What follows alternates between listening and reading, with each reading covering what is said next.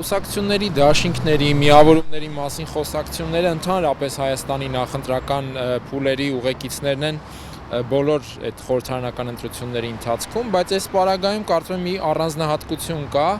որ կարծես թե խորհրդարանը ունենալու է ավելի քիչ տեղեր, քան նախորդը, սահմանադրությամբ ամրագրված է ավելի փոքր ծավալ, ըստ ամենայնի կլինի մեկ փուլով ընտրություն եւ տեղերը կնվազեն, հայտնի է, որ կառավարությունն էլ խորհրդարանի համար 2017-ի բյուջեով ավելի քիչ ծախս է նախատեսել եւ այս ամենը կուսակցություններին իհարկե կստիպեն գնալ դաշինքներով, որովհետեւ կա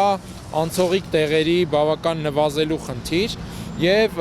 թվում է, որ առաջիկա խորհրդարանում տեղերը կբաշխվեն ավելի քիչ ուժերի միջև եւ հնարավորինս շատ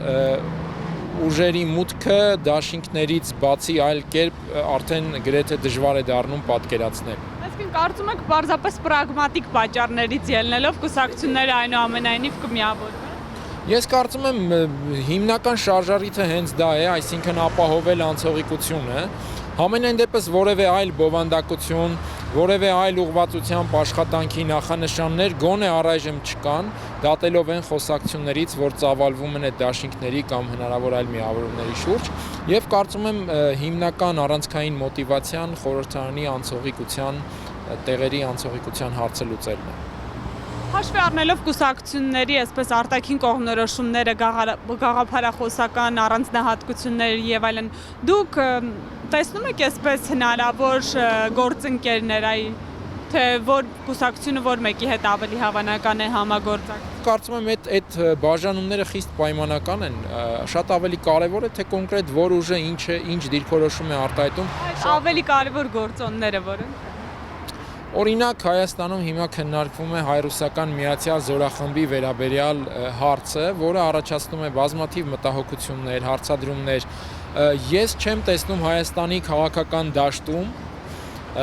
դրանով մտահոգված ուժերի գործունեության որևէ դրսևորում։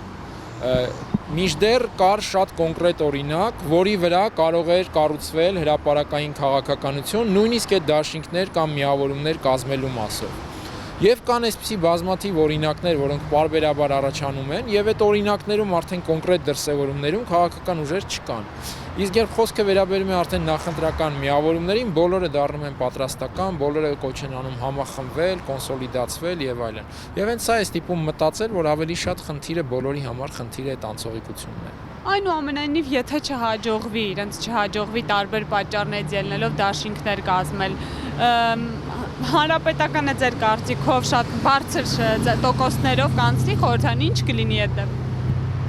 Ես կարծում եմ հանրապետականը ինքն էլ չի ակնկալում շատ բարձր տոկոսներ, հասկանալով, որ դրանք հնարավորինս անաղմուկ ձևով ձեռք բերելը շատ դժվար կլինի այժմ, եւ հենց դրա համար նաեւ կատարվում են բավական հետաքրքիր տրանսֆորմացիաներ քաղաքական դաշտում, այսինքն թե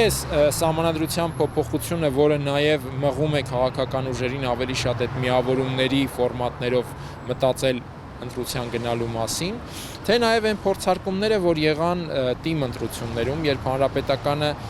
փորձեց դիտարկել հնարավորությունը, երբ ինքը բացարձակ մեծամասնություն չի ստանում, բայց նաև չի առաջանում մեկ այլ բացարձակ մեծամասնության վտանգ։ Ես կարծում եմ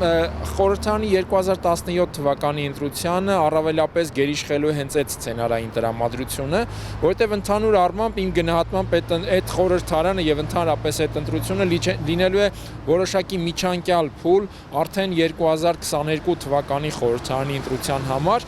եւ այս առումով շատ ուշագրավ է այն հայտարարությունը, որ Սերժ Սարգսյանն արեց 2015 թվականի դեկտեմբերի հայտնի հեռուստահարցազրույցում Սահմանադրության հանրաքվեից առաջ, երբ նշեց, որ կարծիքները թե համամասնական ընտրակարգով հնարավոր չէ մեկ ուժը բացարձակ մեծամասնություն ստանա խորհրդարանում, այդքան էլ դրանց հետ համաձայն չէ, որովհետև գուցե 2017-ին ոչ, իսկ ահա հաջորդ ընտրությանը միանգամայն հնարավոր է, որ մեկ ուժ ստանա բացարձակ մեծամասնություն եւ նաեւ դրանից եզրակացնելով կարծում եմ հանրապետականը 17-ը դիտարկում է ընդամենը իշխանությունը չկորցնելու միջանկյալ փուլ 2022-ի ընտրությանը արդեն